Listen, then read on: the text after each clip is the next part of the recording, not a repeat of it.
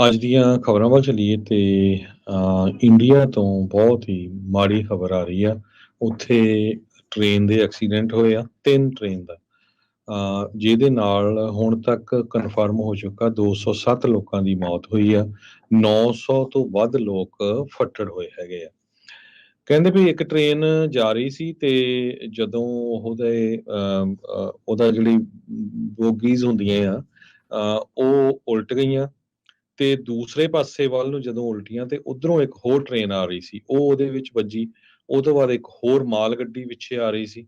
ਸੋ 3 ਟ੍ਰੇਨਾਂ ਦਾ ਐਕਸੀਡੈਂਟ ਹੋਇਆ, ਜਿਹਦੇ ਨਾਲ ਇੰਨੀ ਵੱਡੀ ਗਿਣਤੀ ਦੇ ਵਿੱਚ ਮੌਤਾਂ ਹੋ ਗਈਆਂ ਹੈਗੀਆਂ ਆ। ਇਹ ਇੱਕ ਕੋਰੋਮੰਡਲ ਐਕਸਪ੍ਰੈਸ ਕਰਕੇ ਗੁਡਸ ਦੀ ਟ੍ਰੇਨ ਸੀ ਤੇ ਜਿਹੜੀ ਦੂਜੀ ਸੀ ਇੱਕ ਪੈਸੇਂਜਰ ਟ੍ਰੇਨ। ਇਹ ਬਹੰਗਾ ਰੇਲਵੇ ਸਟੇਸ਼ਨ ਵੈਲਾਸੋਰ ਡਿਸਟ੍ਰਿਕਟ ਜੋ ਹੈਗਾ ਆ, ਉੱਥੇ ਇਹ ਵਾਪਰਿਆ। ਕੋਰੋਮੰਡਲ ਐਕਸਪ੍ਰੈਸ ਜੋ ਆ ਇਹ ਸ਼ਾਲੀਮਾਰ ਤੋਂ ਚੇਨਈ ਨੂੰ ਜਾਂਦੀ ਹੈਗੀ ਆ।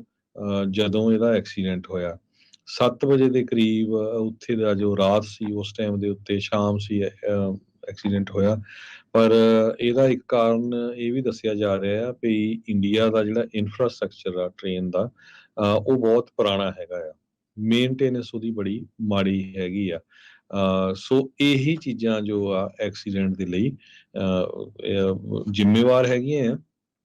ਇੱਦਾਂ 2016 ਦੇ ਵਿੱਚ ਵੀ ਇੱਕ ਬਹੁਤ ਖਤਰਨਾਕ ਐਕਸੀਡੈਂਟ ਹੋਇਆ ਸੀ, ਜਿਹਦੇ ਨਾਲ 140 ਲੋਕਾਂ ਦੀ ਮੌਤ ਹੋ ਗਈ ਸੀ। ਜੀ ਬਿਲਕੁਲ। ਹਾਵੜਾ ਸੁਪਰਫਾਸਟ ਐਕਸਪ੍ਰੈਸ ਬੰਗਲੌਰ ਤੋਂ ਹਾਵੜਾ ਜਾ ਰਹੀ ਸੀ ਬੰਗਾਲ ਵੱਲ ਨੂੰ, ਉਹ ਡੀਰੇਲ ਹੋ ਗਈ। ਉਹ ਕੋਰਾਮੰਡਲ ਐਕਸਪ੍ਰੈਸ ਦੇ ਨਾਲ ਜਿਹੜੀ ਆ ਉਹ ਵੱਜੀ, ਜਿਹੜੀ ਕਲਕੱਤੇ ਤੋਂ ਚੇਨਈ ਵੱਲ ਨੂੰ ਉੱਥੇ ਜਾਂਦੀ ਆ।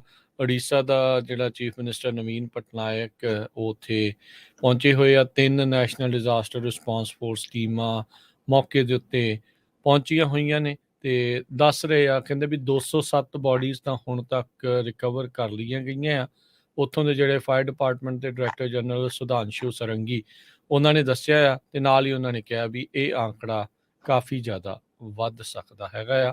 ਸੋ ਕਹਿੰਦੇ ਖੂਨ ਹੀ ਖੂਨ ਸੀਗਾ ਉੱਥੇ, ਲੋਕਾਂ ਦੇ ਅੰਗ ਟੁੱਟ ਕੇ ਜਿਹੜੇ ਉੱਥੇ ਖਿਲਰੇ ਪਏ ਸੀਗੇ।